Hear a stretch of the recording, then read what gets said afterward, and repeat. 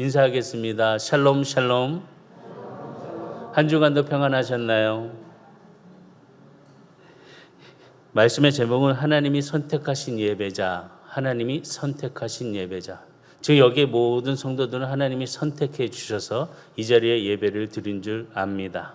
하나님이 우리를 선택해 주셨습니다. 그렇기 때문에 우리의 발걸음과 우리가 함께하는 이 자리를 통해서 하나님의 그 음성을 듣고 하나님의 임재 속에서 참된 위로와 또 평안을 또 자유를 누릴 수 있는 성도가 되시기를 주의를 축복합니다. 예배 속에는 무엇보다도 우리가 삶 속에서 성장할 수 있는 비결을 가지고 있습니다. 어떻게 우리가 삶 속에 하나님의 자녀로서 하나님을 예배하고 하나님의 뜻을 가지고 가야 될 것인가? 또 그 속에는 축복과 또 확장이 있습니다. 오늘 지휘자와 반주자가 함께 찬양한 것처럼 주님께서 나와 함께 해주시고 인도해 주심 속에 지경을 넓혀가시는 그 야베스의 기도처럼 우리 성도들이 그런 마음의 자세를 가지고 그런 전수할 수 있는 믿음을 함께 나눌 수 있는 축복의 시간이 되기를 주의를 축원합니다. 인생의 비결이 무엇일까라고 한번 생각해 보았습니다. 어떻게 잘 인생을 살아야 될까? 그래서 그냥 사는 것이 아니라 또 승리할 수 있는 삶이 무엇일까라고 생각해 보았습니다. 그런데 다른 것이 아닌 것 같습니다. 돈, 또 환경, 여러 가지의 그런 물질들 이런 것들이 나에게 참된 인생의 승리를 주는 것이 아니라 우리는 어떤 환경 속에 있든지 지혜가 있음을 통하여서 승리할 수 있다는 것입니다. 그래서 지혜 있는 자가 돼야 된다는 것입니다. 지혜는 참 소중히 합니다. 하나님께서도 지혜를 우리에게 허락해 주셨고 또한 그 지혜를 통해서 하나님은 천지를 창조하시며 그 지혜 속에서 만물을 섭리하고 계시는 분이 우리 전능하신 하나님이십니다. 바로 지혜 속에서 그 삶의 원리를 찾아서 그 원리 속에서 나타나는 모든 일, 그런 일들의 법칙들을 잘 따라감을 통해서 우리의 삶은 승리, 인생의 승리를 가질 수 있다는 것입니다. 다르게 얘기하면 지혜는 분별력이다라고 이야기할 수 있습니다. 분별력이 있는 삶, 그것이 바로 지혜 있는 자라는 것입니다. 우리 성도님들 정말 분별력이 있으십니까? 지혜가 있으십니까? 정말 내가 나서야 될 때 나서고 나서지 말아야 될 때 안 나서고 행해야 될 때 반드시 행해야 되고 하지 말아야 될 때 반드시 하지 아니하는 그런 지혜를 갖고 계십니까? 우리의 삶 속에 이 분별력이라는 것이 얼마나 중요한지 참 많은 상황 속에 그 연결고리가 연결이 되어 있습니다. 잘 판단하지 못하고 분별하지 못한다면 우리는 인생의 성공자로 살 수 없다는 것입니다. 그렇기 때문에 지혜 있는 자가 돼야 된다는 것입니다. 다르게 얘기하면 분별할 수 있는 자가 돼야 된다는 것입니다. 창세기 4장에 보면 가인은 하나님 앞에 나아갈 때 가장 소중한 것이 무엇인지 분별할 줄 몰랐습니다. 하나님께 가장 소중히 여기시는 그 예배를 소홀히 여겼다는 것입니다. 또한 하나님 앞에 드리는 예물에 정성을 다하지 아니하였습니다. 또한 하나님의 뜻을 담고 예배를 드리는 자의 모습이 아니었다는 것입니다. 지혜가 없기 때문에 하나님 앞에 나와 있지만은 정성을 다하지 아니하고 예배를 소중히 여기지 아니하고 하나님의 뜻을 담지 않았다는 것입니다.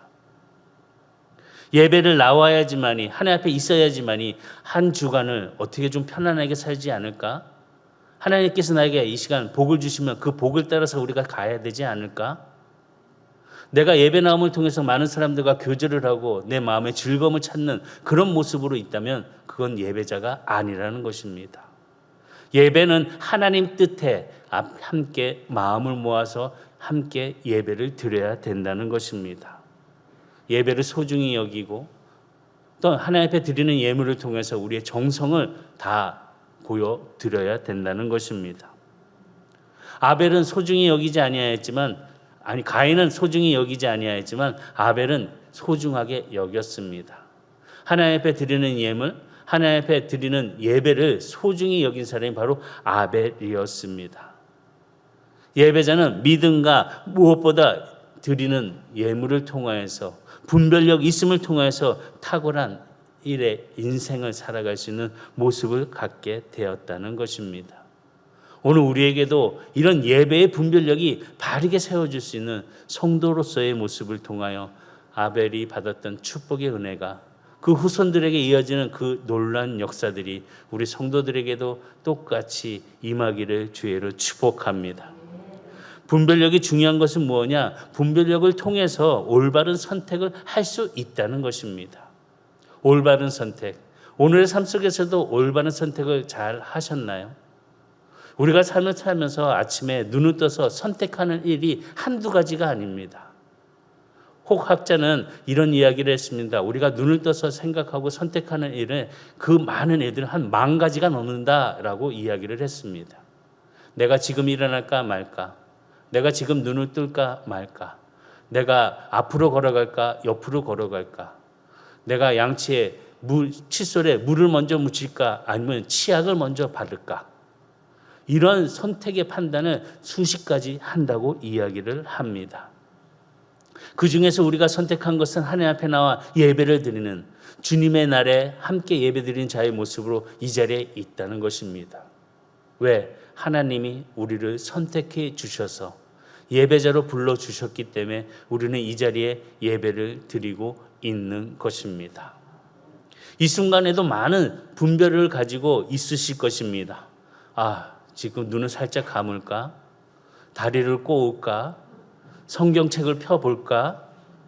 아마 이런 판단들도 많이 분별을 하고 있을 것입니다. 그러나 지혜 있는 자는 다른 것을 다 거둬두고 하나님만을 바라볼 줄 알고 있겠습니다. 그런 지혜로운 예배자가 돼야 된다는 것입니다. 가인과 대조적으로 아벨은 하나님 앞에 분별력 있는 올바른 선택을 함을 통하여서 예배를 드릴 때 큰 상급으로 열매를 맺었습니다. 하나님은 아벨을 칭찬해 주셨고 아벨이 드린 그 예물에 대한 증거 또한 함께해 주셨습니다.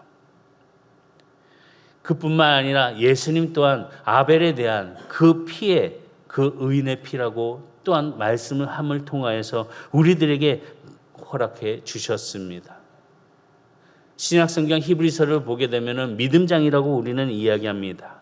많은 믿음의 조상들 중에 처음으로 나오는 믿음의 조상이 바로 아벨이 등장합니다.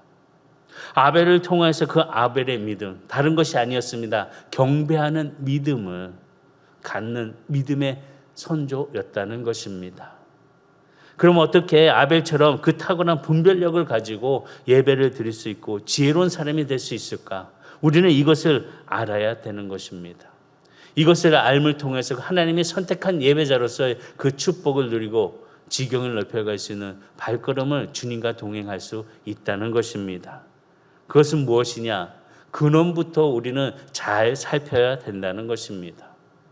지혜는 근원부터 살피는 것입니다.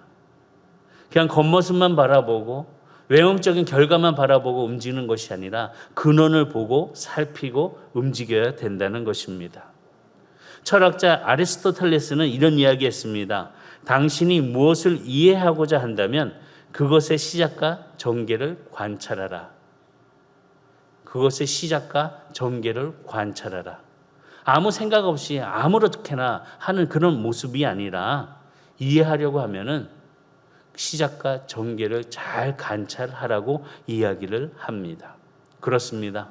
우리는 무엇보다 시작과 그 전개를 잘 생각하며 출발해야 된다는 것입니다. 아무 말이나 하고 아무렇게나 행동하고 아무런 뜻도 정하지 아니하는 그런 모습은 우리의 인생을 성공으로 이끌 수가 없다는 것입니다. 또한 예배자로 바르게 세움을 받을 수 없다는 것입니다. 예배자로 세움을 받기 위해서는 무엇보다 우리의 시작과 전개가 누구 앞에 있는지 먼저 생각하고 우리가 회개하고 주의 앞에 바르게 쓸 수 있는 그런 믿음의 자세를 가짐을 통해서 하나님의 축복 안에 그 선택하신 예배자의 그 모습이 나를 통하여서 이루어져야 된다는 것입니다. 신약에서 누가의 복음을 기록한 누가를 보게 되면 누가는 이 모든 전개와 시작점을 잘 기록하였습니다. 예수님의 생애를 처음부터 잘 근원을 살핀 후에 차례대로 기록한 것을 말씀을 통해서 우리는 깨달을 수 있습니다. 누가복음 1장 1절에서 4절까지 보면 우리 중에 이루어진 사실에 대하여 처음부터 목격자와 말씀에 일꾼된 자들이 전하여 준 그대로 내력을 전술하려고 붓을 든 사람이 많은지라. 그 모든 일을 근원부터 자세히 미루어 살핀 나도 데오빌로 카카에게 차례대로 써 보내는 것이 좋은 줄 알았노니 이는 카카가 알고 있는 바를 더 확실하게 하려 함이니라. 처음부터 근원부터 자세히 이루어 그 말씀을 기록함을 통하여서 데오빌로가 잘 이해하고 더 확실하게 알게 하는 그런 방법으로 누가는 아주 지혜로운 사람이었다는 것입니다. 저는 우리 선한 성도들, 이 시간 예배하는 자들 지혜로운 사람이 되었으면 좋겠습니다. 말 한마디를 하더라도 지혜롭게 하는 사람이 되기를 바랍니다. 무슨 말 하는 거야? 도대체 이건 내가 알 수도 없는 말을 지금 하고 있고 나랑 상관도 없는데, 그러면은 말하기가 이어지지가 않습니다. 서로가 피하는 상황이 될 수밖에 없습니다. 지혜롭게 분별력을 가지고 이야기를 해야 된다는 것입니다. 누가는 근원부터 자세히 예수님에 대해서 증거하기 위해서 자세히 살펴본 다음에 차례대로 기록을 하였다는 것입니다. 순서가 바뀌지 않았다는 것입니다. 처음부터 하나, 둘, 셋 순서대로 잘 나가서 자기가 알고 있는 그 사실을 기록하였다는 것입니다. 그렇기 때문에 그 기록함을 통해서 더 확실하게 예수에 대한 증거를 받아들일 수 있고 선포할 수 있었다는 것입니다. 하나님을 기쁘게 하시는 예배자, 다른 것이 아닙니다. 근원부터 자세히 살필 줄 아는 지혜로운 사람이 돼야 된다는 것입니다. 그것이 기본이란 것입니다. 우리는 기본을 참 중요하게 여깁니다. 모든 것 중에서 기본이 빠진 이후에는 모든 삶이 엉그러집니다. 그러나 기본이 잘 돼 있는 사람은 어떤 상황 속에서도 다시 일어나고 다시 출발할 수 있습니다. 기본의 중요성을 바르게 알 수 있는 바로 예배자로서의 그 기본, 예배의 근원을 바르게 찾고 하나님이 기뻐하시는 예배가 우리 성도들을 통해서 이루어지는 시작이 되기를 주의로 축복합니다. 그럼 예배의 시작은 무엇일까? 이 근원을 알아야 됩니다. 예배 시작은 바로 안식일에서 우리가 찾을 수가 있습니다. 왜 안식일에서 찾냐? 하나님께서 천지를 창조하시고 그 안식하신 날 모든 일에 복을 주셨습니다. 하나님은 안식일에 복을 주셨다는 것입니다. 그리고 또한 안식일에 하나님을 예배하는 자가 되게 해 주셨다는 것입니다. 예배자가 돼야 됩니다. 우리는 하나님을 예배해야 된다는 것입니다. 그래서 우리 성도들에게 모든 상황 속에 이 예배 순간의 근원의 그 자세, 기본을 아는 것은 하나님 앞에 아멘으로 화답하는 것이지 박수를 치면서 사람들에게 칭찬하고 잘했다 올리는 것은 절대적으로 해서는 안 되는 행동이라는 것입니다. 하나님 앞에 근원을 드릴 수 있는 예배자, 주 앞에 기본으로 알 수 있는 예배가 되기를 주의로 축복합니다. 참된 예배를 드리는 인물의 시작을 아벨로부터 시작한 것을 보게 됩니다. 아벨로부터 시작된 예배가 그럼 어떻게 발전이 되었을까? 분명히 하나님께서는 아벨의 죽음에 그 땅에 피 울음을 들으셨는데 어떻게 아벨을 통해서 그 예배가 전개가 되었을까? 그 답을 성경에서 찾을 수가 있습니다. 아벨에서 시작된 그 예배는 셋으로부터 이어갑니다. 셋의 아들 에노스로 이어가는 것을 보게 됩니다. 창세기 4장 5절과 25절과 26절에 보면 아담이 다시 자기 아내와 동침하며 그가 아들을 낳아 그의 이름을 셋이라 하였으니 이는 하나님이 내게 가인이 죽은 아벨 대신에 다른 씨를 주셨다 함이며 셋이 아들을 낳고 그의 이름을 에노스라 하였으며 그때 사람들이 비로소 여호와의 이름을 불렀더라. 말씀을 보면 두 가지의 계보가 이어지는 것을 볼 수 있습니다. 아벨의 계보와 가인의 계보가 이어집니다. 그리고 또한 아벨의 후예들과 가인의 후예들이 이어지는 것을 볼 수 있습니다. 그런데 하나님께서 관심을 가지시는 것은 아벨의 후예였다는 것입니다. 가인의 후예는 아니었다는 것입니다. 가인의 후예는 포악했다는 것입니다. 하나님을 진정으로 예배하지 않았다는 것입니다. 그러나 반면 아벨의 후예들은 하나님을 진정으로 예배하는 자였고 아버지 이름을 부른 자들이었다는 것입니다.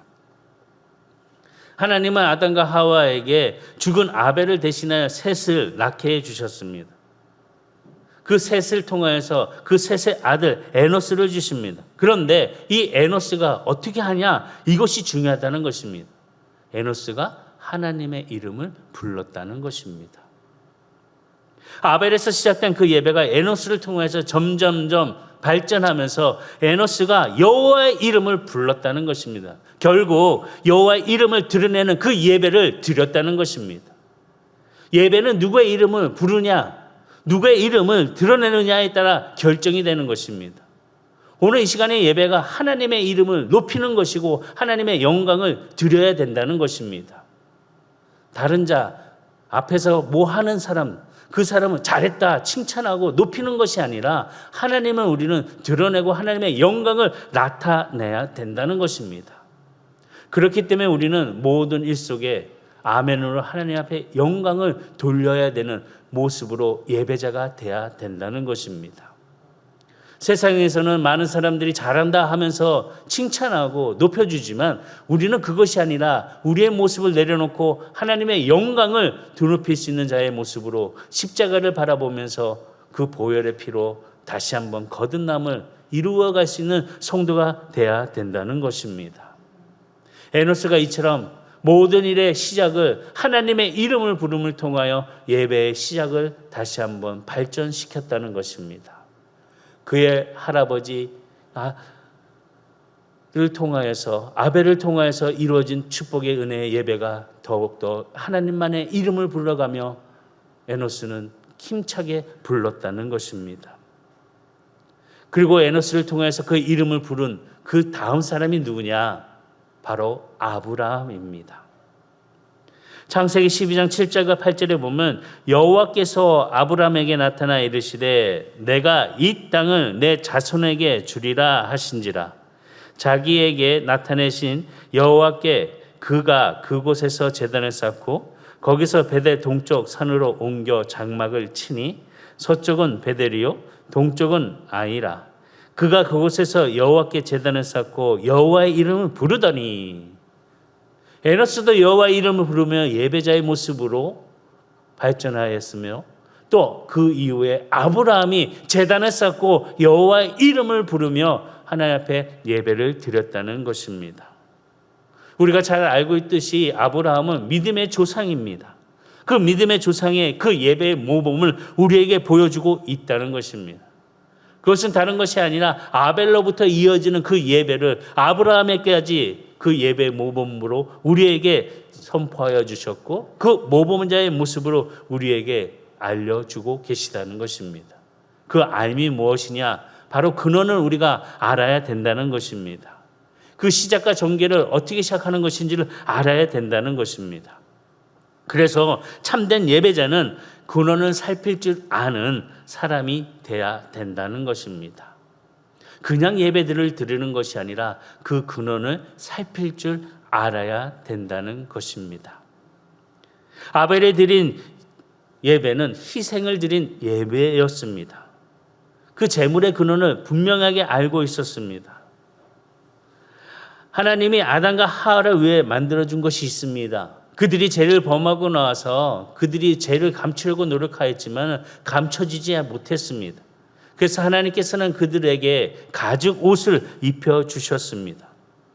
가죽 옷을 입혀주셨다는 것은 짐승의 피를 흘린 짐승의 희생을 통하여서 그 가죽 옷을 만들어 주셨다는 것입니다. 다시 얘기하면은 인간의 구원, 인간의 수치스러움을 스스로가 가릴 수 없다는 것을 말씀하고 있습니다. 하나님이 친히 만들어주신 가죽 옷, 짐승의 희생을 통하여 그 피를 통하여서 우리의 죄를 가려주셨다는 것입니다. 구원이란 인간의 노력으로 이루어지는 것이 아님을 보여주는 말씀입니다. 구원은 전적으로 하나님의 은혜인 것입니다. 하나님께서 베풀어 주신 그 가죽 옷을 입음을 통하여서 우리의 부끄러움의 수치를 가릴 수 있다는 것입니다. 인간이 아무리 노력해도 그 구원을 스스로 이룰 수가 없습니다. 구원은 하나님이 주시는 값없는 은혜인 것입니다. 인간을 노력으로는 죄를 절대 덮을 수 없다는 것을 주님께서는 가죽 옷을 통하여, 짐승의 가죽 옷을 통하여서 그 구원의 일을 만들어 입혀 주셨다는 것입니다. 다시 보면 가죽 옷은 속죄를 예표하는 모습입니다. 가죽 옷을 만들기 위해서 짐승의 피를 흘리고 그 짐승에게 그 가죽을 벗기는, 그름을 통하여서 그 짐승의 가죽 옷을 가지고 인간들이 다시 입을 수 있는 그 피의 속죄함을 통하여서 새롭게 입혀주심을 나타내는 놀라운 진리가 그 안에 담겨져 있다는 것입니다. 우리는 이 모든 일 속에서 우리의 죄가 피 없이는 이루어지지 못한다는 사실을 다시 한번 기억하면서 그 속죄의 은혜, 하나님의 그 크신 사랑의 그 예수 그리스도의 그 보혈의 피로 말미암아 깨끗함을 누릴 수 있는 저와 여러분들이 다 되기를 주의로 축복합니다. 성경 전체를 보게 되면 하나님의 경륜을 깨달을 수가 있습니다. 레위기 17장 11절의 말씀 보면 육체의 생명은 피에 있음이라. 내가 이 피를 너희에게 주어 제단에 뿌려 너희의 생명을 위하여 속죄하게 하였나니 생명이 피에 있으므로 피가 죄를 속하느니라. 피가 죄를 속하느니라. 다시 얘기하면 피가 죄를 덮어준다라는 말씀을 가지고 있다는 것입니다. 죄의 문제를, 그 해결을 피로 덮어주신다는 것입니다. 그렇기 때문에 속죄제를 드리기 위해서 하나님 앞에 나아갔더니 피가 꼭 필요했습니다. 어린 양의 피 없이는 은혜의 보좌 앞에 나아갈 수도 없고 그 하나님의 지성소에 들어갈 수가 없었던 것이었습니다. 그래서 히브리서 9장 7절에 이렇게 증거를 합니다. 오직 둘째 장막은 대제사장이 홀로 1년에 한 번 들어가되 자기와 백성의 허물을 위하여 드리는 피 없이는 아니하니라. 피 없이는 드려질 수 없는 모습을 보여주고 있습니다. 이처럼 하나님 앞에 나아갈 때는 짐승의 피가 있어야 된다는 것입니다. 그래서 셀 수 없이 염소, 양, 송아지 희생을 당하면서 그들의 죄를 대신 지도록 피를 흘렸다는 것입니다. 그러나 신약에 와서 예수 그리스도를 통해서 우리의 양이 되셔서 십자가에 피 흘려 주심을 통하여 우리의 죄가 없이 해 주셨다는 것입니다. 예수님의 그 속죄가 영원한 속죄로 우리를 위하여 피를 흘려 주셨다는 것입니다. 히브리서 9장 11절과 12절의 말씀 보면 그리스도께서는 장차 좋은 일의 대제사장으로서 오른손으로 짓지 아니한 것 곧 그 창조에 속하지 아니한 더 크고 온전한 장막으로 말미암아 염소와 송아지의 피로 하지 아니하고 오직 자기의 피로 영원한 속죄를 이루사 단번에 성소에 들어가셨느니라. 오직 자기의 피로 영원한 속죄를 단번에 이루셔서 성소에 들어가셨느니라. 바로 예수 그리스도의 피로 말미암아 우리가 단번에 예수의 그 속죄 은혜 성소에 함께 들어가는 의의 하나님의 의가 나타나는 모습이 되었다는 것입니다. 바로 그 의의 옷, 어린 양의 가죽 옷을 입고 나타나는 모습에 그 크신 사랑이 나타남에 우리의 삶 속에 변화가 있다는 것입니다. 우리는 의인의 한 사람이 없음을 알고 있습니다. 그래서 한 성경 말씀은 의인은 하나도 없나니라고 말씀하셨습니다. 죄인은 우리가 의로우신 하나님 앞에 쓸 수 있는 그 모습, 우리는 의롭지 않기 때문에 우리는 의로우신 그 분의 옷을 입고 함께 주님 앞에 나아가야 된다는 것입니다.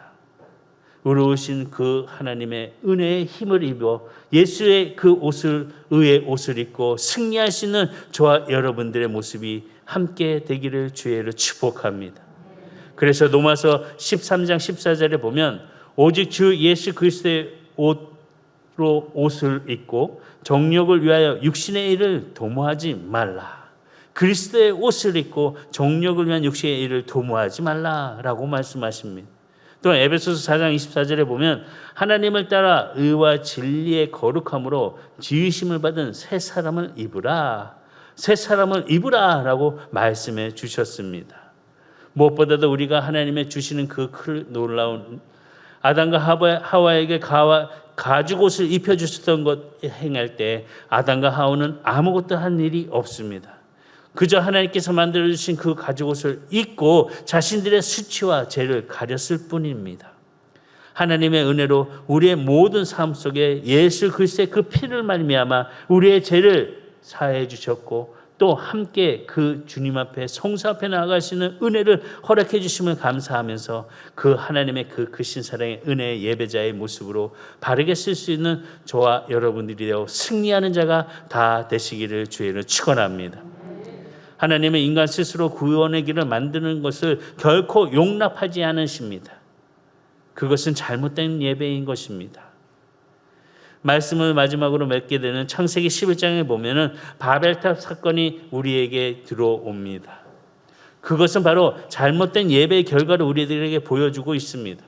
많은 사람들이 모여서 성과 대를 쌓아 꼭대기를 하늘에 닿도록 원했습니다. 그들 스스로 이름을 내어서 온 지면의 흩어짐을 면하기를 원했습니다.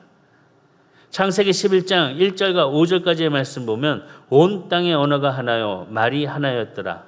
이에 그들이 동방으로 옮기다가 신할 평지를 만나 거기 거류하며 서로 말하되 자 벽돌을 만들어 견고히 굽자 하고 이에 벽돌로 돌을 대신하며 역청으로 진흙을 대신하고 또 말하되 자 성읍과 탑을 건설하여 그 탑 꼭대기를 하늘에 닿게 하여 우리 이름을 내고 온 지면의 흩어짐을 면하자 하였더니 여호와께서 사람들이 건설하는 그 성읍과 탑을 보려고 내려오셨더니 지금 이들은 큰 실수를 하고 있습니다. 말씀을 통해서 그들 스스로가 구원의 길을 만들고 있다는 것을 보게 된다는 것입니다. 그들의 힘으로 스스로 하늘 꼭대기까지 올라가겠다는 것을 지금 말씀을 통해서 깨닫게 됩니다. 그리고 또한 하나님의 이름을 높이는 것이 아니라 자신들의 이름을 드러내겠다는 것입니다. 하나님이 그들이 하는 짓이 하도 어이가 없어서 직접 강림하셔서 그 모습을 관찰하고 계십니다. 그래서 결국 그들이 쌓은 성과 또한 대를 무너뜨리십니다. 그리고 그들의 언어를 혼동케 해주셨습니다. 흐트러 버리셨습니다. 그리고 하나님의 이름을 높이고 그 속을 찬송하며 그 은혜를 나눌 수 있는 사람을 찾으셨다는 것입니다. 그 사람이 바로 아브라함이었습니다. 하나님이 찾으시는 그 한 사람, 참된 예배자를 찾고 계셨다는 것입니다. 자신들이 쌓은 것을 성과를 높이고 자신들의 이름을 나타내는 자를 멸하시고 하나님만을 예배하는 진정한 참된 예배자를 찾으시고 그 예배자 속에서 아브라함을 불러주셨다는 것입니다. 지금도 전능하신 하나님은 그 예배자를 찾고 계십니다.